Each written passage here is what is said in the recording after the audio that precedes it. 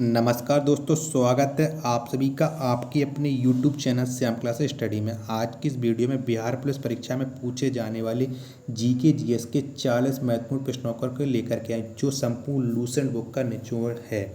तो Lucent book किसी भी एग्जाम के लिए अत्यंत महत्वपूर्ण है, तो इसी को मैं ध्यान में रखती हूँ बिहार पुलिस की परीक्षा के लिए लूसेंट बुक का संपूर्ण निचोड़ लेकर के आए। तो आप इन जीके जीएस के 40 प्रश्नों को करिएगा।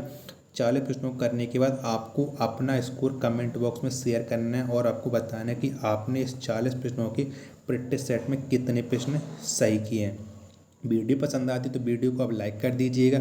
चैनल को आपने अभी तक सब्सक्राइब नहीं किया तो चैनल को जरूर सब्सक्राइब कर लीजिए। इस प्रैक्टिस सेट को पूरा करने के बाद इसे आप अपने सभी छोटे भाई बहनों को जरूर शेयर कर दीजिएगा, जिससे वो भी इस प्रैक्टिस सेट को लगाएं और उन लोगों को भी अपनी तैयारी का पता लगता है कि उनकी तैयारी बिहार पुलिस परीक्षा के लिए कितनी हुई है। तो चलिए शुरू करते हैं आज का अपना बिहार पुलिस परीक्षा के लिए जीके जीएस के 40 प्रश्नों का महत्वपूर्ण प्रैक्टिस सेट।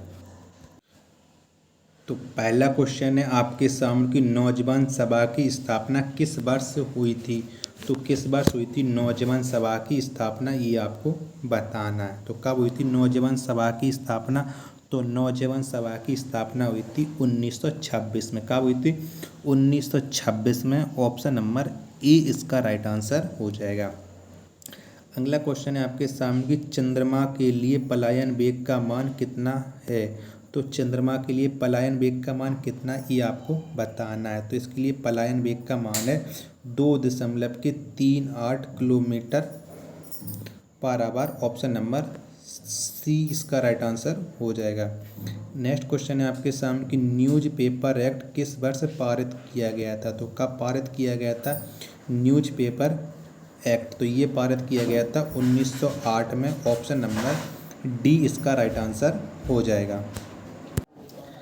अगला प्रश्न है आपके सामने की वन इंडियन गर्ल्स पुस्तक की लेखक कौन है। तो कौन है वन इंडियन गर्ल पुस्तक की लेखक। तो इसके लेखक हैं चेतन भगत। कौन है चेतन भगत है वन इंडियन गर्ल्स पुस्तक की लेखक। ऑप्शन नंबर सी इसका राइट आंसर हो जाएगा। अगला प्रश्न है आपके सामने कि लिली का देश के उपनाम से किस देश को जाना जाता है। तो किस देश को जाना जाता है लिली का देश उपनाम से। तो ये जाना जाता है कनाडा को। किसे कनाडा को। ऑप्शन नंबर ए इसका राइट आंसर हो जाएगा। नेक्स्ट क्वेश्चन है आपके सामने कि भूटान की मुद्रा क्या कहलाती है। तो क्या कहलाती है भूटान की मुद्रा। तो भूटान की मुद्रा कहलाती है न्यूगल्ट्रम। न्यूगल्ट्रम। ऑप्शन नंबर सी इसका राइट आंसर हो जाएगा। अगला क्वेश्चन है आपके सामने कि 5 सागरों का पतन किसे कहा जाता है। तो किसे कहा जाता है 5 सागरों का पतन। तो ये कहा जाता है मॉस्को को। किसे मॉस्को को। ऑप्शन नंबर बी इसका राइट आंसर हो जाएगा।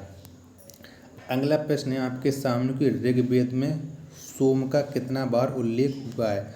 तो कितनी बार उल्लेख हुआ है सोम का, ये आपको बताना है। तो ऋग्वेद में सोम का 144 बार उल्लेख हुआ है। ऑप्शन नंबर बी इसका राइट आंसर हो जाएगा। अगला प्रश्न है आपके सामने कि यूरोप महाद्वीप में कितने देश हैं। तो कितने देश हैं यूरोप महाद्वीप में, ये आपको बताना है। तो यूरोप महाद्वीप में कुल हैं 51 देश। कितने 51 देश। ऑप्शन नंबर डी इसका राइट आंसर हो जाएगा। रोहिंग्या किस देश की एक जातीय समुदाय है। तो रोहिंग्या किस देश की जातीय समुदाय है, ये आपको बताना है। तो रोहिंग्या है म्यांमार देश के एक जातीय समुदाय। ऑप्शन नंबर बी इसका राइट आंसर हो जाएगा। अगला क्वेश्चन है आपके सामने कि लाल बहादुर शास्त्री को मरणोपरांत किस वर्ष भारत रत्न मिला था। तो किस वर्ष मिला था लाल बहादुर शास्त्री को भारत रत्न। तो ये मिला था 1966 में। कब 1966 में। ऑप्शन नंबर सी इसका राइट आंसर हो जाएगा। अगला प्रश्न है आपके सामने कि इंडियन प्रेस एक्ट किस वर्ष पारित हुआ था। तो किस वर्ष पारित हुआ था इंडियन प्रेस एक्ट। तो ये पारित हुआ था 1910 में। कब 1910 में। ऑप्शन नंबर सी इसका राइट आंसर हो जाएगा। लाल बहादुर शास्त्री हवाई अड्डा कहाँ स्थित है। तो कहाँ पर स्थित है लाल बहादुर शास्त्री हवाई अड्डा। तो ये स्थित है वाराणसी में। कहाँ पर वाराणसी में। ऑप्शन नंबर ए इसका राइट आंसर हो जाएगा। अगला प्रश्न है आपके सामने कि जापान का नागासाकी नगर किस द्वीप पर स्थित है। तो किस द्वीप पर स्थित है जापान का नागासाकी नगर। तो ये स्थित है क्यूशो द्वीप पर। किस पर? क्यूशो द्वीप पर। ऑप्शन नंबर बी इसका राइट आंसर हो जाएगा। कबूलियत एवं पट्टा प्रथा की शुरुआत किसने की थी। तो किसने की थी कबूलियत एवं पट्टा प्रथा की शुरुआत। तो ये की थी शाहजहां ने। किसने? शाहजहां ने। ऑप्शन नंबर सी इसका राइट आंसर हो जाएगा। अगला प्रश्न है आपके सामने कि नारायण घाट किसकी समाधि स्थल है। तो किसकी समाधि स्थल है नारायण घाट। तो ये समाधि स्थल है गुलजारीलाल नंदा की। किसकी है नारायण घाट समाधि स्थल? गुलजारीलाल नंदा की। ऑप्शन नंबर डी इसका राइट आंसर हो जाएगा। नागालैंड भारत का 16वां राज्य कब बना था। तो कब बना था नागालैंड भारत का 16वां राज्य। तो ये बना था 1962 में नागालैंड भारत का 16वां राज्य। ऑप्शन नंबर सी इसका राइट आंसर हो जाएगा। हवाई द्वीप समूह की खोज 1778 ईस्वी में किसने की थी। तो किसने की थी हवाई द्वीप समूह की खोज 1778 ईस्वी में। तो ये खोज की थी कैप्टन कुक ने। किसने? कैप्टन कुक ने हवाई द्वीप समूह की खोज। ऑप्शन नंबर ए इसका राइट आंसर हो जाएगा। नेक्स्ट क्वेश्चन है आपके सामने कि देवी अहिल्याबाई होलकर हवाई अड्डा कहाँ स्थित है। तो कहाँ पर स्थित है देवी अहिल्याबाई होलकर हवाई अड्डा। तो ये स्थित है इंदौर में। कहाँ पर है? इंदौर में। ऑप्शन नंबर ए इसका राइट आंसर हो जाएगा।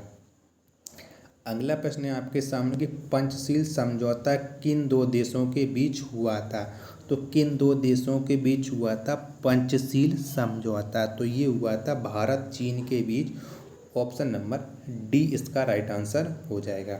हिंदू महासभा की स्थापना 1915 ईस्वी में किसने की थी। तो किसने की थी 1915 ईस्वी में हिंदू महासभा की स्थापना। तो ये की थी मदन मोहन मालवीय ने। किसने? मदन मोहन मालवीय ने। ऑप्शन नंबर बी इसका राइट आंसर हो जाएगा। अगला क्वेश्चन है आपके सामने कि बंदी जीवन पुस्तक के लेखक कौन है। तो कौन है बंदी जीवन पुस्तक के लेखक। तो इसके लेखक है सचिंद्रनाथ सान्याल। कौन है? Sachindranath Sanyal. Option number D इसका राइट आंसर हो जाएगा। अगला प्रश्न है आपके सामने किसके काल हिंदी साहित्य का स्वर्णकाल कहा जाता है। किसके काल को हिंदी काल का स्वर्णकाल कहा जाता है। तो ये कहा जाता है अकबर के काल को हिंदी साहित्य का स्वर्णकाल। ऑप्शन नंबर ए इसका राइट आंसर हो जाएगा। अगला प्रश्न है आपके सामने कि नेहरू ट्रॉफी किस खेल से संबंधित है। तो किस खेल से संबंधित है नेहरू ट्रॉफी ये आपको बताना। तो ये संबंधित है हॉकी से। किससे है? हॉकी से। ऑप्शन नंबर सी इसका राइट आंसर हो जाएगा। अगला प्रश्न है आपके सामने कि विश्व वन्यजीव कोष की स्थापना किस वर्ष हुई थी। तो किस वर्ष हुई थी वन्यजीव कोष की स्थापना ये आपको बताना है। तो इसकी स्थापना हुई थी 1961 में। कब हुई थी? 1961 में। ऑप्शन नंबर सी इसका राइट आंसर हो जाएगा। अगला प्रश्न है आपके सामने कि अंतर्राष्ट्रीय ओलंपिक समिति की पहली भारतीय महिला सदस्य कौन है। तो कौन है पहली महिला जो अंतर्राष्ट्रीय ओलंपिक समिति की सदस्य बनी थी। तो ये बनी थी Nita Ambani. Option number A इसका राइट आंसर हो जाएगा। मंदिर निर्माण की कला किस काल में प्रारंभ हुई थी। तो किसके काल में मंदिर निर्माण की कला प्रारंभ हुई थी। तो ये प्रारंभ हुई थी गुप्त काल में। ऑप्शन नंबर बी इसका राइट आंसर हो जाएगा।